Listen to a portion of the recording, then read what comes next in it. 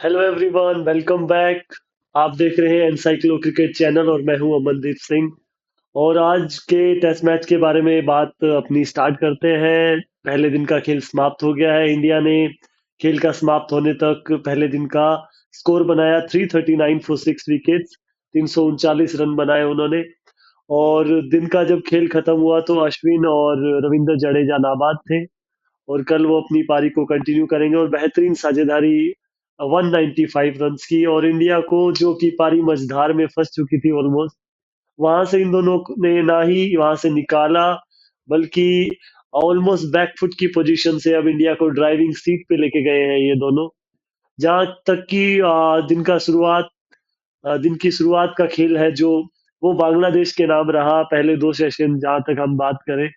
और अंत भला तो सब भला, जो हम बोलते हैं कि थर्ड सेशन में इंडिया ने इतना डोमिनेट किया कि जो पहले दो सेशन थे बांग्लादेश के नाम रहे, उससे ओवरकम करते हुए एक तीसरे सेशन में इतना ज्यादा डोमिनेट किया कि दिन का खेल समाप्त होने तक मुझे अभी लग रहा है कि इंडिया काफी ज्यादा एडवांटेज में है, काफी ज्यादा ड्राइविंग सीट पे है, काफी अच्छी पोजीशन पे अपने आप को वो पा रहे हैं अभी। और स्टार्टिंग से स्टार्ट करते हैं। बिल्कुल जब टॉस जीता बांग्लादेशी कैप्टन ने, सांतो ने, और बल्लेबाजी का फैसला किया। और जिस वजह से उन्होंने बल्लेबाजी सॉरी गेंदबाजी का फैसला किया, टॉस जीता और गेंदबाजी का फैसला किया। और जिस वजह से गेंदबाजी का फैसला किया, ऑलमोस्ट उस पे उनके गेंदबाज शुरुआती कुछ समय में, 1 घंटे में खरे भी उतरे। स्टार्टिंग के 12 ओवरों में 3 विकेट ले चुके थे। ओनली 34 रन ही बोर्ड पे थे इंडिया के। 34 रन पे 3 विकेट का नुकसान हो चुका था।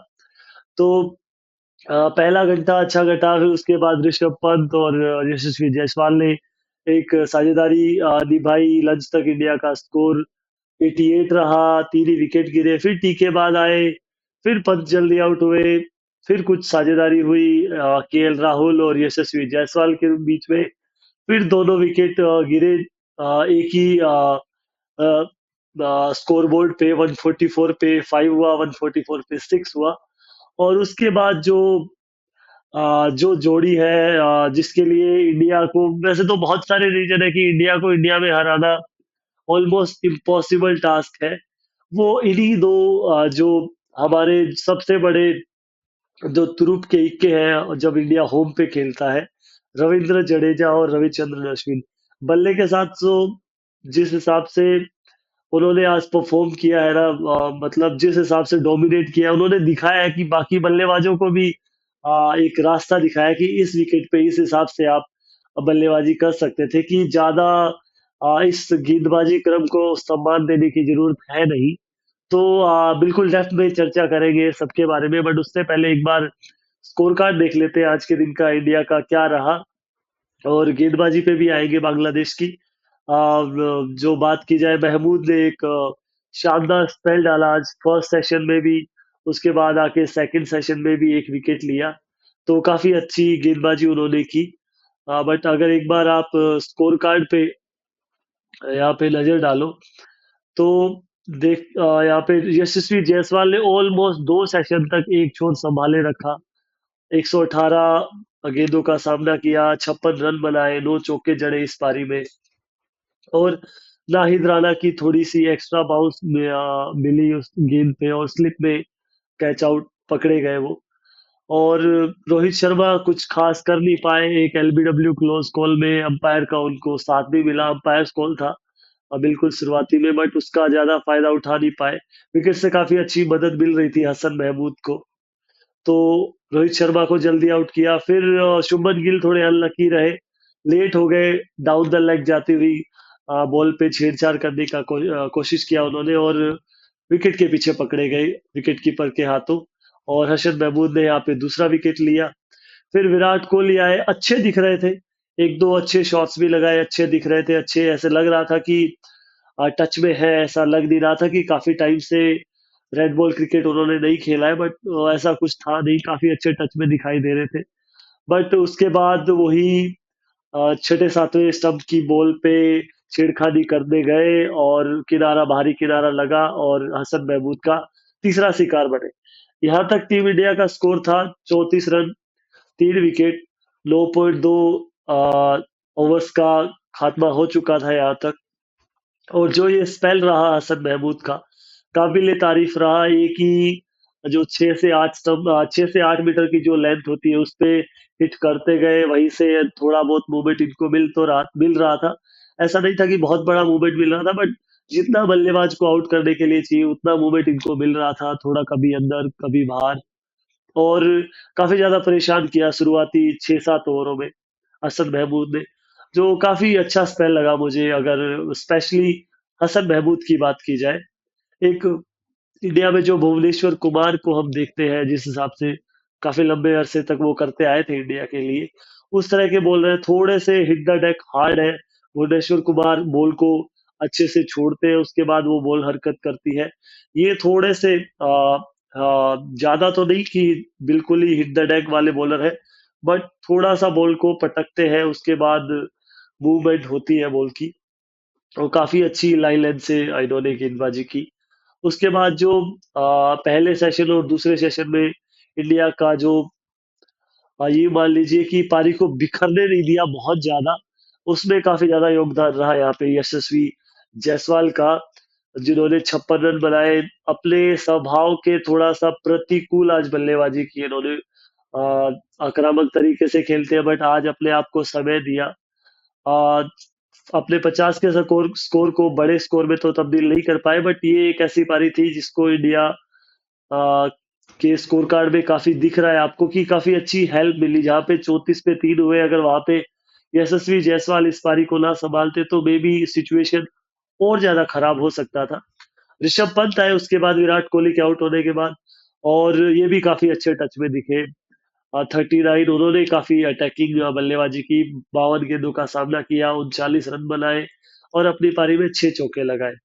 तो लंच तक इंडिया का स्कोर रहा 88 रन, और 3 विकेट ही गिरे तो जो 10वें ओवर तक गिर चुके थे। उसके बाद लंच के बाद वापस आते हैं, वापस आते ही बहुत जल्दी इंडिया ऋषभ पंत को खो देता है। हसन महमूद ही एक सॉफ्ट डिसमिसल बोलेंगे, काफी ज्यादा लेट हो गए थे बॉल पे, जा रहे थे कट के लिए, एक नथिंग शॉट आप बोल सकते हो उसको। तो उसका उस बॉल पे वो शिकार शिकार बने हसन महमूद का। चौथा विकेट था ये आज के दिन में। और फिर एंट्री होती है केएल राहुल की, और मतलब इसके बाद स्टार्ट इनको भी मिला, काफी समय तक अच्छे दिख रहे थे। ये जो 96 पे चौथा विकेट गिरा, उसके बाद ऑलमोस्ट 50 रन की साझेदारी इनकी पार्टनरशिप देखा जाए तो केएल राहुल और यशस्वी जायसवाल के बीच में 48 रन की पार्टनरशिप हुई। उसके बाद पहले यशस्वी जायसवाल आउट हुए 42nd ओवर में, उसके बाद नेक्स्ट ओवर में केएल राहुल भी आउट हो गए। और जो यशस्वी जायसवाल की जो पारी का जो किया वो नाहिद राणा ने किया, स्लिप में आउट हुए। केएल राहुल शॉर्ट लेग पे पकड़े गए, काफी अच्छा कैच था उनका। मेहदी हसन ने उनका विकेट लिया। एकमात्र विकेट जो आज स्पिन बॉलर्स को मिला है वो केएल राहुल का था। तो अभी जब इंडिया की सिचुएशन की बात की जाए तो छठे विकेट के बाद काफी ज्यादा स्थिति सिचुएशन गंभीर हो चुकी थी। इंडिया ऑलमोस्ट बैकफुट पे था। वहां से एक और विकेट अगर बांग्लादेश को मिलता तो मे भी हमारी पारी 175 180 रन के अंदर सिमट सकती थी, जो कि बांग्लादेश के लिए बहुत अच्छी खबर होती। और इंडिया थोड़ा सा यूं मान लो कि आप स्ट्रगल कर सकता था आगे जाके इस टेस्ट मैच में। बट ये तो हर बार की कहानी है, ऑपोजिशन आती है यहाँ पे, ओपोनेंट टीमें आती है इंडिया में, पहली 5-6 विकेट ले लेती है, 7 विकेट ले लेती है, उसके बाद वो फंस जाती है। जडेजा, अश्विन, या आप इसमें एक और बल्लेबाज ऐड कर सकते हो, वो है अक्षर पटेल, जो आज के मैच में नहीं खेल रहे हैं। उसके बाद जिस हिसाब से अश्विन ने आते ही ताबड़तोड़ तरीके से बल्ला चला रहे थे वो, और उस में उनको काफी ज्यादा हेल्प भी मिली, काफी ज्यादा हेल्प मिली। बाउंड्रीज आना स्टार्ट हुई उस तरफ से। जडेजा भी, जो कि अब देखते हैं अमूमन आजकल टाइम लेते हैं अपनी बल्लेबाजी में, बट वो आज उन्होंने थोड़ा सा आते ही अटैकिंग शॉट्स खेलना स्टार्ट किया, काउंटर अटैक जिसको हम बोल सकते हैं। काउंटर अटैकिंग किस्म की जो दोनों ने बल्लेबाजी की, उसके फलस्वरूप जो प्रेशर है वो शिफ्ट हुआ इंडिया से बांग्लादेश की तरफ। और इन दो टाइम ऐसे लगा 10 से 11 ओवरों के अंदर की बांग्लादेश प्रेशर फील करने लग गया। और क्योंकि इंडिया का जो स्कोर बोर्ड है वो काफी तेज गति से भागना स्टार्ट होता था। ऑलमोस्ट जो है 6 की रन रेट से ये दोनों रन बना रहे थे पर ओवर। उस वजह से Bangladeshi captain, Bangladeshi bowling attack ने सफर करना स्टार्ट किया। और रविचंद्रन अश्विन ने देखा जाए तो सेंचुरी कंप्लीट की आज के दिन में। 112 गेंदों का उन्होंने सामना किया, 102 रन बनाए, 10 चौके लगाए, 2 छक्के लगाए। वहीं उनके जोड़ीदार रविंद्र जडेजा ने 86 अभी तक सॉरी, रविंद्र जडेजा और अश्विन अभी तक अविजित है, नॉट आउट है। कल भी हमें उनकी पारी देखने का मौका मिलेगा। तो वही रविंद्र जडेजा ने 86 बनाए, 117 गेंदों का सामना किया, 10 चौके लगाए इन्होंने भी और 2 छक्के लगाए।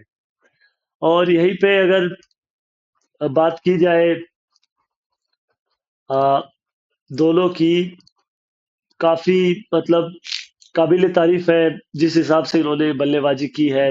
बैकफुट से इंडिया को जिस हिसाब से ये लेके आए हैं फ्रंट फुट पे, मतलब पार्टनरशिप्स होती है lower down the order, 80, 90, 100, 110, 120, but ये अभी तक 195 रन की अविजित साझेदारी है, जो कि कल और भी आगे बढ़ सकती है। उन पे चलेंगे अभी। उससे पहले एक बार जो गेंदबाजी का लेखा जोखा है उसके बारे में बात कर लेते हैं। आज किस गेंदबाज ने किस तरीके से गेंदबाजी की। तस्कीन अहमद जो कि इनके एक्सपीरियंस गेंदबाजों में से एक है अभी, स्पेशली अगर आप फास्ट बॉलिंग अटैक या पेस अटैक की बात करें।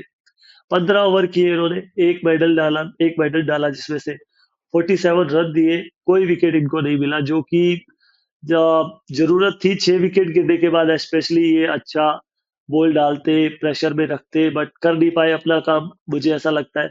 उसके बाद हसन महमूद ने बॉलर ऑफ द डे की अगर बात करें हम तो यही है। 18 ओवर इन्होंने किए, 4 मेडल डाले, 58 रन दिए और 4 विकेट इन्होंने लिए, और 4 टॉप ऑर्डर के जो बैट्समैन थे उनके विकेट्स लिए इन्होंने।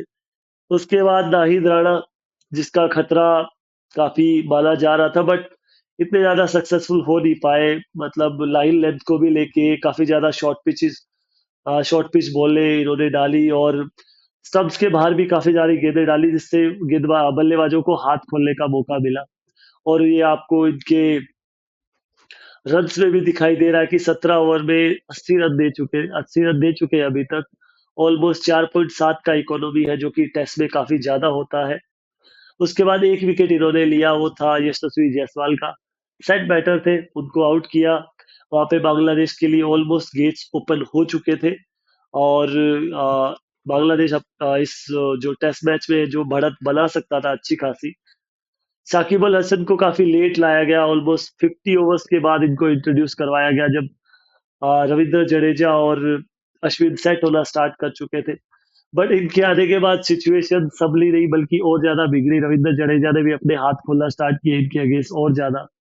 अटैकिंग तो वैसे ही थे। अश्विन ने भी ताबड़तोड़ बल्लेबाजी फिर से अपनी जारी रखी इनके अगेंस्ट। 8 ओवरों में इन्होंने 50 रन दिए, 6.25 का इनको इकोनॉमी रहा। उसके बाद मोमिनुल हक ने 1 ओवर डाला, 4 रन दिए। तो ये तो रहा इनका गेंदबाजी का लेखा जोखा बांग्लादेश का। अब आ जाते हैं जो कि मतलब आज की पार्टनरशिप रही हमारी, इसके बारे में बात करें तो पहली विकेट की साझेदारी कुछ खास नहीं रही। 31 गेंदों में 14 रन किए रोहित शर्मा और यशस्वी जायसवाल ने मिलकर। पहला विकेट गिरा इंडिया का 14 के स्कोर पे। उसके बाद शुभमन गिल आए और खाता नहीं खोल पाए अपना। 14 रन की ही पार्टनरशिप इनकी ही गई हुई। 28 पे इंडिया का सेकंड विकेट गिरा। फिर थर्ड विकेट गिरा 34 पे, 6 रन की साझेदारी हुई यशस्वी जायसवाल और विराट कोहली के रूप में। उसके बाद जो लड़खड़ाती हुई पारी थी वो संभाली इन दो पार्टनरशिप ने, जो कि मेरे हिसाब से काफी ज्यादा इंपॉर्टेंट थी खेल के कॉन्टेक्स्ट में अगर बात की जाए तो। ऋषभ पंत, यशस्वी जायसवाल ने यशस्वी जायसवाल अपना टाइम ले रहे थे, ऋषभ पंत वही दूसरे छोर से थोड़ा अटैकिंग शॉट्स खेल रहे थे, जिसकी बदौलत लंच तक इंडिया ने और कोई विकेट नहीं खोया। 88 पे 3 रहा। उसके बाद लंच से आते ही ऋषभ पंत आउट हो गए, चौथा शिकार बने हसन महमूद का। उसके बाद केएल राहुल ने आने के बाद अपना टाइम लिया, आराम से रिलैक्स दिख रहे थे यशस्वी जायसवाल के साथ। पार्टनरशिप बिल्ड करने की ट्राई की और अच्छी खासी पार्टनरशिप उन्होंने बनाई 48 रन की। उसके बाद बैक टू बैक आउट हुए दोनों ही। केएल पहले यशस्वी जायसवाल आउट हुए, फिर केएल राहुल आउट हुए। उसके बाद आती है सबसे इम्पोर्टेंट साझेदारी आज के दिन की, जो इंडिया का दिन बना दिया हम सपोर्टर्स का, फैंस फैंस का एक दिन बना दिया आज, जो कि लग भी रहा था। अपने होम ग्राउंड पे खेलने उतरे हैं रविचंद्रन अश्विन, एम ए चिदम्बरम, चेन्नई का ये ग्राउंड होम ग्राउंड है उनका, और अपने फैंस को निराश नहीं किया यहाँ पे आर अश्विन ने। 102 रन बना चुके हैं अभी तक, सेंचुरी कंप्लीट कर चुके हैं। वहीं रविंद्र जडेजा 86 पे खेल रहे हैं, और दोनों की पार्टनरशिप हो चुकी है अभी 195। और जो आप अगर देख रहे हैं इसके साइड में, तो 225 गेंदों का ही सामना किया है दोनों ने मिलके, 195। सो काफी ताबड़तोड़ ये साझेदारी रही है दोनों के बीच में, और लाजवाब ये परफॉर्मेंस रहा है। यहाँ पे देखा जाए तो शानदार शानदार यहाँ पे अश्विन ने अपनी सेंचुरी कंप्लीट की। मतलब लाजवाब इनिंग, जो मतलब आप देखना चाहते हो ऐसी इनिंग्स टेस्ट क्रिकेट में। आ, काफी अटैकिंग बल्लेबाजी थी, बट जो शॉट्स अश्विन खेल रहे थे, चाहे वो फास्ट बॉलिंग के अगेंस्ट हो या स्पिनर्स के अगेंस्ट हो, और इतना ही नहीं, इन्होंने सिर्फ बाउंड्रीज से रन नहीं बनाए हैं, उसके अलावा भी इन्होंने काफी अच्छे स्पिनर्स के अगेंस्ट सिंगल्स भी लिए हैं, डबल्स भी लिए हैं, जो कि हम अभी देख सकते हैं यहाँ पे। जो ग्राफ दिख रहा है लेफ्ट हैंड साइड पे आपके, लेफ्ट हैंड साइड की स्क्रीन पे आपको रविंद्र जडेजा दिख रहे हैं, राइट हैंड साइड पे आर अश्विन दिख रहे हैं। और कंट्रोल की बात की जाए, रविंद्र जडेजा ऑलमोस्ट 88% कंट्रोल में थे, आर अश्विन 86% कंट्रोल में थे। और जडेजा का देखा जाए, ऑन साइड में ज्यादा रन बनाए हैं उन्होंने, ऑफ साइड में थोड़े कम बनाए हैं, और जो कि ठीक भी था। विकेट की या जो स्टंप्स की बीच की जो लाइन वाली गेंदें थी, उन्हीं के साथ जा रहे थे रन बनाने। और जो प्रोडक्टिव शॉट रहा इनका, वो था पुल, जिसमें इन्होंने 20 रन बनाए, 3 चौके और एक छक्के के साथ। एक शानदार पुल शॉट लगाया था आते ही फास्ट बॉलर को, और 6 रन बटोरे थे उस पे। वो लाजवाब शॉट था, अगर बात की जाए one of the best shot of the day भी बोल सकते हैं आप उसको। उसके अलावा स्ट्रेट में अच्छा किया, शाकिबुल हसन को अटैक किया था स्ट्रेट डाउन द ग्राउंड, और ऑफ साइड में इतने ज्यादा रन नहीं बना पाए। कट कट में है अच्छे, बट इतना ज्यादा स्पेस नहीं मिला इनको। वही रवि अश्विन की बात की जाए, 86% कंट्रोल में थे, और ऑफ साइड में थर्ड मैन और पॉइंट के रीजन में इन्होंने काफी ज्यादा रन बटोरे हैं वहां पे, और ये फेवरेट एरिया भी है आर अश्विन का, यहाँ जहां तक हम बात करते हैं। बट इनका सबसे ज्यादा प्रोडक्टिव शॉट आज का रहा, जो कि मतलब आप देख सकते हो, एक चौथाई से ज्यादा रन बटोरे हैं उस शॉट से इन्होंने, वो है फ्लिक। और स्पिनर्स के अगेंस्ट भी यहाँ से सिंगल बटोर रहे थे, और फास्ट बॉलिंग के अगेंस्ट, यहाँ पे मीडियम पेस के अगेंस्ट इन्होंने बाउंड्रीज भी बटोरी है काफी ज्यादा मिड विकेट। और आप देख सकते हो ये वाला जो फेज है, ग्राफ, ये वाला ग्राफ जो दिख रहा है आर अश्विन का, मिड विकेट और जो मिड ऑन के बीच का जो गैप है, वो काफी अच्छा इन्होंने भेदा है यहाँ पे। उसके बाद फाइन लेग पे भी और स्क्वायर लेग पे भी अच्छा खेले हैं, थर्ड मैन पॉइंट के रीजन में। उसके बाद यहाँ पे आप ज्यादा देखोगे, स्ट्रेट इन्होंने खेलने का ज्यादा ट्राई नहीं किया है, और जो कि अच्छी बात भी है, ये अपनी स्ट्रेंथ पे जा रहे थे, और ज्यादा स्ट्रेट इन्होंने नहीं खेला है। वही रविंद्र जडेजा की स्ट्रेंथ है मिड विकेट, लॉन्ग ऑन और लॉन्ग ऑफ, वहीं पे इन्होंने ज्यादा रन बटोरे हैं, मिड विकेट पे, लॉन्ग ऑन पे। और थर्ड मैन इतना ज्यादा स्ट्रेंथ नहीं है रविंद्र जडेजा की, तो स्ट्रेंथ या फिर बॉलिंग उस हिसाब से उनको नहीं हुई है आज, तो उन्होंने अपने ज्यादा रन फाइन लेग पे थोड़ा ठीक खेले हैं वो, फाइन लेग पे अच्छे रन आपको नजर आएंगे। ओवरऑल अगर आप देखें इनके, तो रविंद्र जडेजा ने 25 सिंगल लिए अपनी पारी में, और 3 डबल्स लिए हैं, एक ट्रिपल लिया है, 10 चौके लगाए हैं, और 2 छक्के लगाए इन्होंने अपनी पारी में। तो देख सकते हो कि ज्यादा रन बाउंड्री के साथ साथ इन्होंने सिंगल डबल से भी बनाया। ऑलमोस्ट इनका देखा जाए तो 34 रन इन्होंने सिंगल डबल ट्रिपल से बनाए हैं। उसके अलावा 52 रन इन्होंने बाउंड्रीज से बनाए, जो कि बाउंड्रीज परसेंटेज ज्यादा है रन में देखा जाए। वही दूसरी तरफ आर अश्विन का अगर बात करें हम, तो सेम 52 रन इन्होंने बाउंड्रीज से बनाए हैं, और 50 रन इन्होंने बनाए हैं सिंगल्स और डबल से। तो इनका भी ऑलमोस्ट रेशियो सेम है, रविंद्र जडेजा का थोड़ा सा ज्यादा है इनका सेम है 50 बाउंड सिंगल्स डबल से, 52 बाउंड्रीज से। अब अगर इनका हम वैगन व्हील की बात करें यहाँ पे तो ये जो मैं आपको बता रहा था कि लॉन्ग ऑन पे कितने बनाए, लॉन्ग ऑफ पे कितने बनाए, यहाँ पे ये साफ हो रहा है। रविंद्र जाडेजा का अगर वैगन व्हील हम यहाँ पे देखें तो मिड विकेट का जो रीजन है यहाँ पे इन्होंने सबसे ज्यादा रन बटोरे हैं 25, लॉन्ग ऑन के रीजन में 18, उसके बाद फिर उन्होंने स्क्वायर लेग और स्क्वायर लेग के रीजन में इन्होंने रन बटोरे हैं 12, फाइन लेग पे 7, थर्ड मैच जो मैंने बताया ज्यादा इन्होंने नहीं ट्राई किया उधर खेलने का, 3 रन वहां से बटोरे, 4 रन फिर पॉइंट और थर्ड मैच के रीजन से, फिर 7 रन कवर्स के रीजन से, और 10 रन इन्होंने बनाए मिड ऑफ के रीजन से, लॉन्ग ऑफ मिड ऑफ आप जो भी बोलना चाहते हैं। फिर अगर हम बात करें आर अश्विन की तो मिड विकेट का जो रीजन है दोनों ने काफी अच्छे स्ट्रॉन्ग है मिड विकेट के लिए, क्योंकि जहाँ पे जडेजा की बात की जाए फ्लिक भी अच्छा है उनका, और जो पुल शॉट है वो भी अच्छा अच्छा जडेजा का है। अमूमन तौर पे बल्लेबाज पुल शॉट जो है स्क्वायर लेग पे खेलते हैं, बट रविंद्र जडेजा का जो है उनकी जो फोर आर्म है काफी स्ट्रॉन्ग है, रिस्ट काफी स्ट्रॉन्ग है, तो वो थोड़ा सा अर्ली जाते हैं पुल शॉट पे। अगर आप थोड़ा अर्ली जाते हो तो मिड विकेट पे आपको रन बनाने का मौका मिलता है। तो उस वजह से रविंद्र जडेजा और आर अश्विन दोनों ही मिड विकेट पे काफी स्ट्रॉन्ग है। रविंद्र और आर अश्विन ने भी 36 रन जो सबसे ज्यादा उनका है वैगन व्हील में जो आपको दिखाई दे रहा है वो मिड विकेट पे ही बनाए हैं। उसके बाद थर्ड मैच डिवीजन पे उन्होंने उसके बाद सेकंड हाईएस्ट 22 किए, फिर पॉइंट और थर्ड मैच के बीच में से 12 रन, फिर 10 रन स्क्वायर लेग और कवर के बीच में से भी 9 रन फाइन लेग के रीजन में से।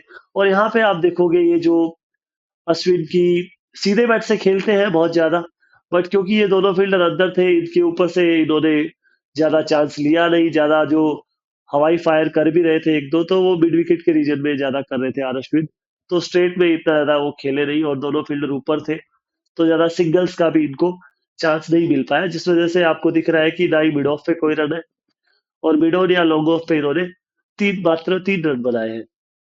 तो ये जो आज का देखा जाए तो लेखा जोखा आर अश्विन और रविंद्र जडेजा ने जिस हिसाब की पारी खेली है वो मतलब काबिल तारीफ परफॉर्मेंस रही है, और इंडिया को काफी अच्छी पोजीशन पे पहुंचा दिया है। इसके बाद यहाँ पे इन दोनों बल्लेबाजों के अलावा और किसी की बात की जाए तो वो है यशस्वी जायसवाल। मतलब पारी और ज्यादा लड़खड़ा सकती थी जैसा कि मैंने पहले बताया आपको, बट वो होने नहीं दिया, अपनी जो नेचुरल गेम है उसके अगेंस्ट जाके थोड़ा सा टाइम लिया पिच पे रुकने का, ट्राई किया और समय अच्छा व्यतीत कर दिया था, बट उसके बाद जो आगे लेके जाने का टाइम आया पारी तो वहां पे वो नहीं कर पाए, but still it's a good inning by Yashasvi Jaiswal, और इस टेस्ट मैच के कॉन्टेक्स्ट में काफी अच्छी इनिंग ये मानी जाएगी। बट जो आज के सुपरस्टार है, आज के हीरो है, वो है लोकल बॉय चेन्नई के, तमिलनाडु के आर अश्विन।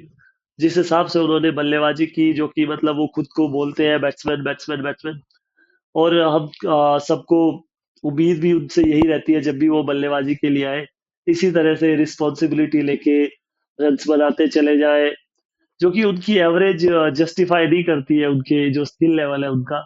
अराउंड 26 का एवरेज है उनका टेस्ट में, रविंद्र जडेजा का 36-37 का है।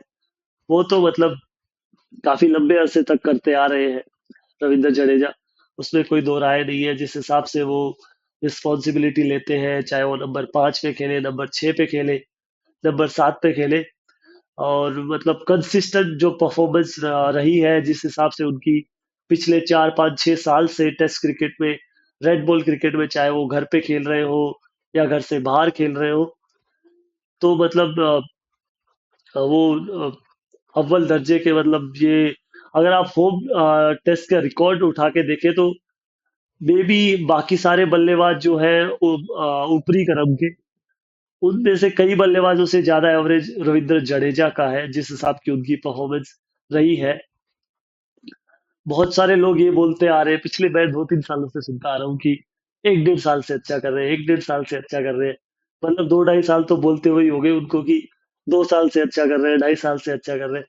बट रियलिटी ये है कि 20 आफ्टर 20 2020 से रविंद्र जडेजा जिस हिसाब से रेड बॉल क्रिकेट में परफॉर्मेंस करते जा रहे हैं, तो ये हो जाते हैं जी आपके 5 से 6 साल। इन 5 से 7 सालों में रविंद्र जडेजा ने जो परफॉर्मेंस दिखाई है, मतलब मुझे नहीं लगता कि इनका कंपैरिजन में कोई ऑलराउंडर है जो कि होम पे भी अच्छा कर सकता हो, अवे सीरीज में भी अच्छा कर सकता हो, स्पेशली रेड बॉल क्रिकेट में। हाँ, बाकी सारे नाम आते हैं जो कि अपने एक ओपोनेंट भी टीम में भी खेल रहे हैं अभी, शाकिब अल हसन।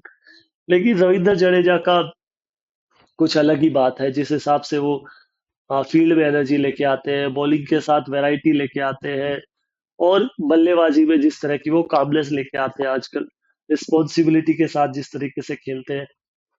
और आज जो दोनों ही स्पिन ड्यू है हमारे, आर अश्विन और रविंद्र जडेजा, जिस हिसाब की बल्लेबाजी की, ना ही इंडिया को उभारा एक गंभीर स्थिति से। वहां से अगर एक विकेट भी गिरता तो इंडिया के लिए मुश्किलें हो सकती थी, बट ऐसा आ, हुआ हो नहीं पाया बांग्लादेश के लिए। स्टार्ट अच्छी रही, दोनों सेशन जीते उन्होंने, पहला और दूसरा।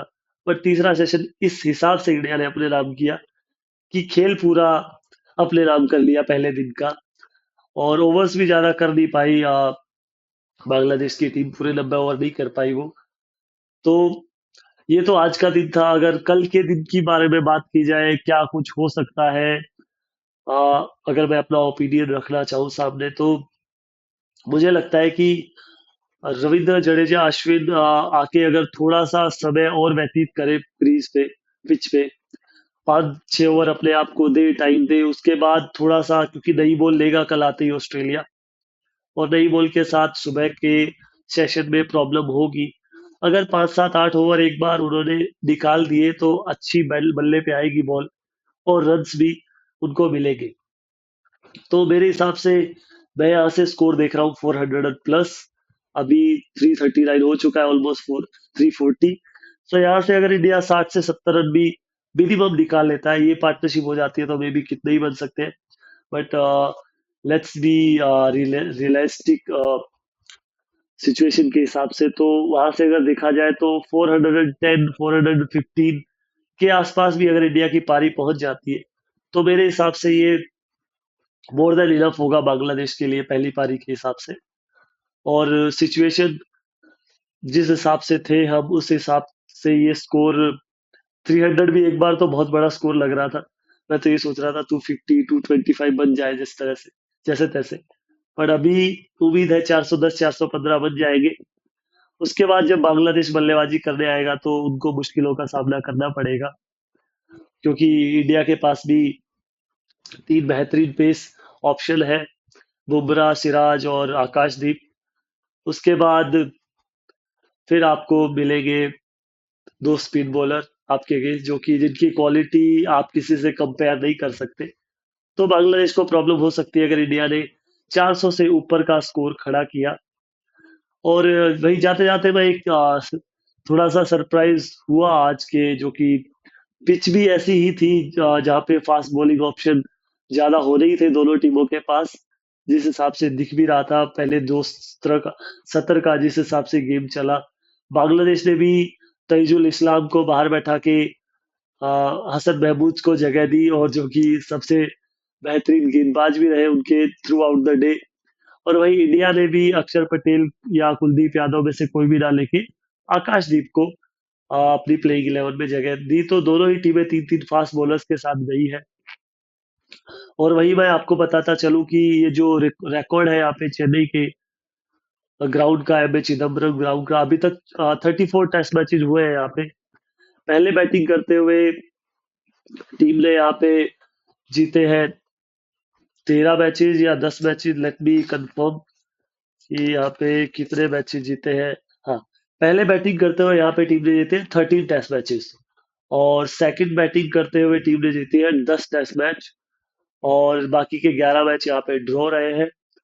तो ऐसा नहीं है कि आप यहाँ पे टॉस जीतिए और मैच जीतिए, यहाँ पे मतलब पहले बल्लेबाजी करने वाली टीम भी हावी रह सकती है, दूसरी टाइम पे बल्लेबाजी करने वाली टीम भी हावी हो सकती है आप पे। तो काफी इवन स्टीवन रहा है अगर यहाँ पे फर्स्ट और सेकंड इनिंग की बात की जाए तो। यहाँ पे वो चीज नहीं बोल सकते बाकी पिचेस की तरह, या बाकी ग्राउंड्स की तरह आप टॉस जीतिए, पहले बल्लेबाजी करिए और मैच में काफी ज्यादा आप आगे हो सकते हैं। बट यहाँ पे सिचुएशन कंडीशंस थोड़ी सी अलग है, जिस हिसाब से दिख भी रहा है। और एक प्रॉपर कंपटीशन देखने को मिला है, कॉम्पिटिटिव क्रिकेट देखने को मिला है पहले through out the day, ball और बैट के बीच में। फास्ट बॉलर्स के लिए भी ठीक ठाक मदद है। एक बार आप सेट हो जाओ, उसके बाद आप अपने शॉट्स खेल सकते हो। हालांकि अश्विन और जडेजा ने तो आते ही अपने शॉट्स खेलना स्टार्ट कर दिए थे, बट वो आज उनकी क्वालिटी रही है जो अलग तरह का स्किल लेवल रहा है, जिस हिसाब से दोनों ने बल्लेबाजी की, मतलब दिल खुश हो गया उनकी बल्लेबाजी देखते हुए कि हर ओवर में मतलब 5 6 7 8 9 ऐसे रन आ रहे थे, कोई ओवर खाली जा रहा था तो एक ओवर में 12 10 11 ऐसे रन आ रहे थे। तो काफी अव्वल दर्जे का जो डिस्प्ले था बैटिंग का वो रहा दोनों ही बल्लेबाजों से। मतलब जब ये खेलते हैं तो ऐसा लगता नहीं है कोई बॉलिंग ऑलराउंडर खेल रहा है या स्पिन बॉलिंग ऑलराउंडर खेल रहा है। दोनों ही बड़े मजे हुए बल्लेबाज दिखते हैं, और जिस हिसाब से ये खेलते हुए आए हैं पिछले कुछ समय से, तो दोनों का कोई मतलब मुझे नहीं लगता कि जब ये दोनों टीम में खेलते हैं तो इनसे बड़ी कोई जोड़ी हो सकती है। जब अक्षर पटेल को एक बार और मिला दो इनमें तीनों में, तो ये जो ट्रॉय का बनता है ये कुछ अलग ही लेवल का बनता है। सो लेट्स सी कि कल के दिन में क्या रहता है। आज का खेल का दिन तो मैं ये मानता हूँ इंडिया के नाम रहा। अच्छी पोजीशन पे आ गया इंडिया, यहाँ से गेम को चला सकता है, और वो कल देखेंगे किस हिसाब से गेम को चलाती है इंडिया। और आज के लिए इतना ही है, मिलते हैं कल। Thanks a lot, see you.